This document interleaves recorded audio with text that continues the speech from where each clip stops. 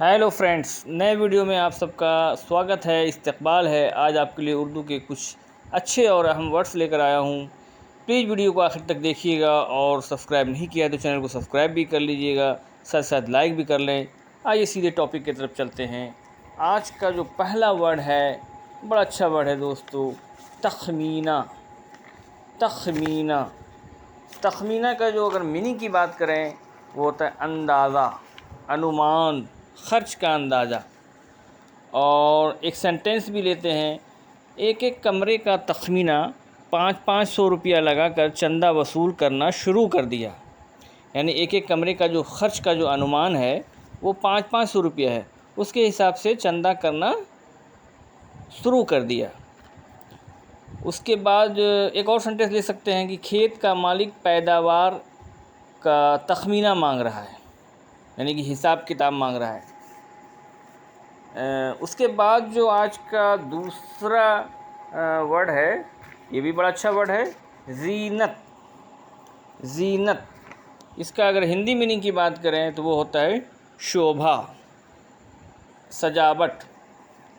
और सेंटेंस की बात करें अगर, तो वो हमारे घर की ज़ीनत है।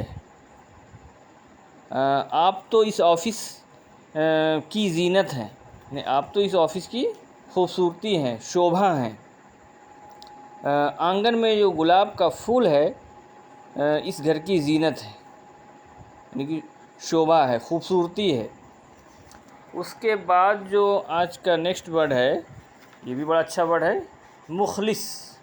मुखलिस मुखलिस का अगर हिंदी मीनिंग की बात करें तो वो होता है ईमानदार, सच्चा, वफ़ादार, निश्छल।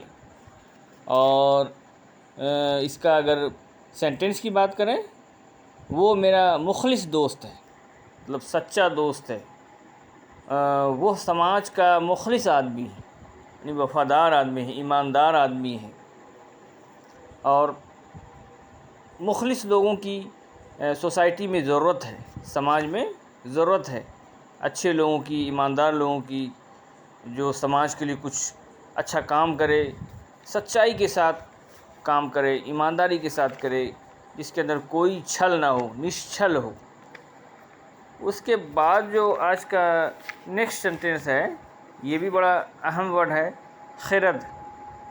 खिरद, और इसके हिंदी मीनिंग की अगर बात करें तो वो होता है बुद्धि, विवेक, अक्ल, चतुराई। और इसका अगर सेंटेंस की बात करें तो एक शेर है, खिरदमंदों से क्या पूछूं कि मेरी इब्तिदा क्या है। खिरदमंदों से क्या पूछूं कि मेरी इब्तिदा क्या है, मैं इस फ़िक्र में रहता हूँ मेरी इंतहा क्या है। मतलब जो शऊर रखते हैं, अक्ल रखते हैं, बुद्धि विवेक रखते हैं, उससे मैं क्या पूछूं कि मेरी शुरुआत क्या है, स्टार्टिंग क्या है, और मैं इसी फ़िक्र में रहता हूँ कि मेरी इंतहा क्या है।